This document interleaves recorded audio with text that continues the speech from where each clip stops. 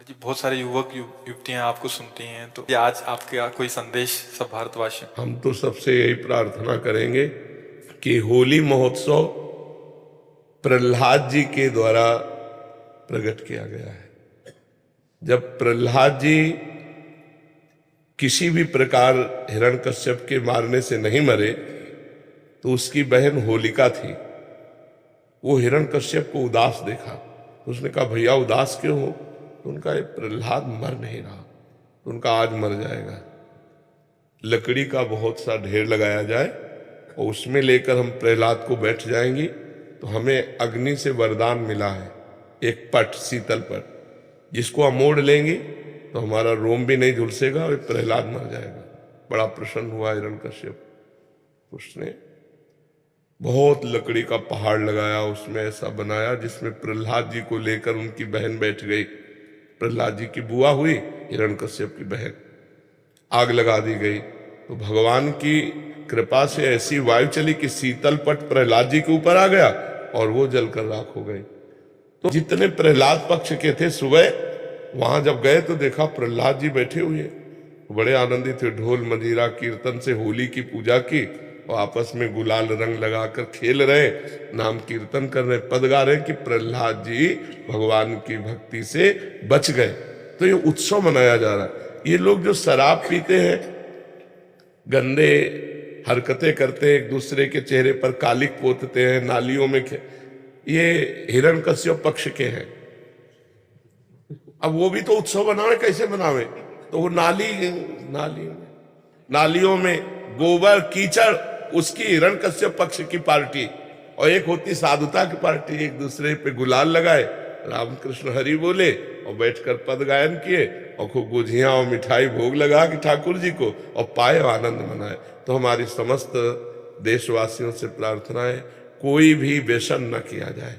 व्यसन उत्सव को खराब कर देता है, जैसे शराब है और भी हुक्का है, ड्रग्स है, कोई भी नशा मत करो। फ्रेश माइंड से भगवान का नाम जप करते हुए, पद गायन करते हुए होली का आनंद लो। नशे में होली का आनंद थोड़ी होता, नशे में तो मूढ़ता छा जाती है, मूढ़ता में आनंद कहाँ। तो कोई भी नशा इस होली उत्सव में ना किया जाए और हम आनंद पूर्वक भाईचारा बनाते हुए एक दूसरे का सम्मान करें, प्यार करें।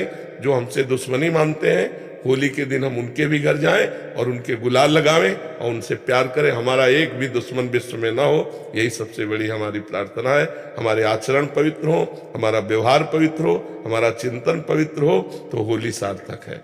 नहीं, कितने लोग नशा करके झगड़ा कर लेते हैं, कितने लोग अपनी हानि कर लेते हैं। अच्छा, आंख कितनी सूक्ष्म वस्तु है, उसकी आंख में अगर देखने में कमी आ जाए या चोट लग जाए, गुलाल तो गुलाल कीचड़ फेंकते हैं, कपड़ा फाड़ देते हैं, शराब पिए, उद्दंडता, ये सब ठीक नहीं। ऐसा होली उत्सव न मनाए जो सभ्यता के खिलाफ हो, समाज के खिलाफ हो, हमारे धर्म के खिलाफ हो, अध्यात्म के खिलाफ हो। ऐसा कोई कार्य न करें। सबसे पहली बात है कि शराब न पिए, और दूसरी खास बात है मांस न खाएं, क्योंकि आप भले जीव हत्या नहीं करते लेकिन आप हिस्सेदार हुए, क्योंकि आप खरीद के लाते हो और खाते हो, तो आप हिंसक ही माने जाओगे। तीसरी बात, किसी माता बहन की तरफ गंदी दृष्टि मत देखो, जैसे तुम्हारी बहन ऐसे दूसरे की बहन। तो आप पवित्र ब्रह्मचर्य रहिए और जो अपनी पत्नी है उसी पे अनुराग कीजिए। ये तीन बातें छोड़ने की कोशिश कीजिए, शराब, मांस, व्यभिचार। हम तो इसी बात को बार बार दोहराते हैं कि आज जो हमारी नई पीढ़ी है, इसमें जो ये बुद्धि भ्रष्ट करने वाले आचरण आ गए हैं, ये जीवन को बर्बाद करने वाली हैं। हमने कई बार प्रार्थना किया है कि जैसे नई गेहूं की फसल है, बिना बाली पके अगर उसको काट लिया जाए तो एक भी दाना किसी काम में नहीं आएगा। ऐसे कम से कम 20 वर्ष की अवस्था तक यदि ब्रह्मचर्य रहा जाए और फिर धर्म पूर्वक गृहस्थ को स्वीकार किया जाए तो हमारी गृहस्थी, हमारा जीवन मंगलमय होगा।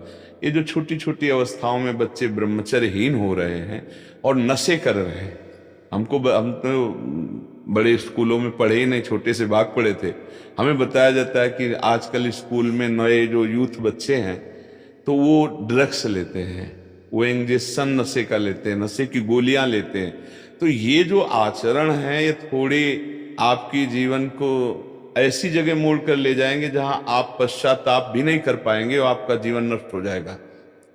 तो ये हमारे जो बच्चे बच्चियां हैं, ये अगर नशे से बचें, व्यभिचार से बचें, क्योंकि अगर नशा है और व्यभिचार है, अब जैसे कोई ड्रग्स लेने लगा, अब उसको पैसा लेने के लिए कुछ भी करना पड़े कर लेगा, क्योंकि नशे के बिना नहीं रह सकता। अगर वो मतलब स्त्री शरीर है या पुरुष शरीर है, उसको कुछ भी करना पड़े, जब ऐसी परिस्थिति आ जाती है तो फिर वो चोरी में उतर जाते हैं, हिंसा में उतर जाते हैं, क्योंकि नशे के बिना नहीं जी सकते। इसलिए सबसे प्रार्थना है नवयुवक भाइयों से कि भगवान के नाम में अपार सामर्थ्य है, राधा नाम में अपार सामर्थ्य है। यदि आप नाम जप करें और व्यसनों को छोड़ दें, व्यभिचार को छोड़ दें, गंदी बातों को छोड़ दें, फिर आप जहां हैं वहीं से आपकी उन्नति प्रारंभ हो जाएगी। यदि नाम का बल है और गंदे बातों को छोड़ दिया, गंदे आचरणों को, तो भगवान कृपा करते, फिर उन्नति हो जाए। अगर ऐसे नशे में, व्यभिचार में अपना जीवन डुबो दोगे तो न राष्ट्र सेवा लायक रहोगे, न परिवार सेवा लायक रहेंगे। तो जो नया यूथ है, यदि ये शराब पीने से बचे, मांस खाने से बचे, गंदे नशा से बचे, व्यभिचार से बचे, तो इनका जीवन मंगलमय हो जाएगा। अगर ये चीजें करते रहेंगे तो मंगल नहीं हो सकता। नाम जब सब कुछ छुड़वा देगा आपका। अगर किसी का कुछ परिवर्तन होता है तो राधा नाम का प्रताप है, उसी से परिवर्तन होता है। यदि आप राधा नाम जप करें और हिम्मत करें तो आप गंदे से गंदे नशा को छोड़ देंगे।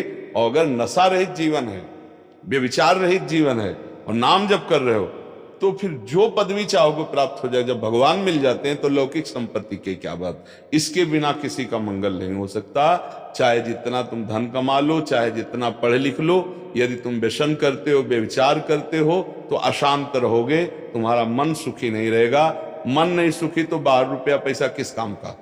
अगर हमारा मन प्रसन्न है तो हम नमक रोटी खा के भी आनंदित रह सकते हैं। और मन ही अशांत है, पाप करने वाले का मन कभी प्रसन्न नहीं हो सकता।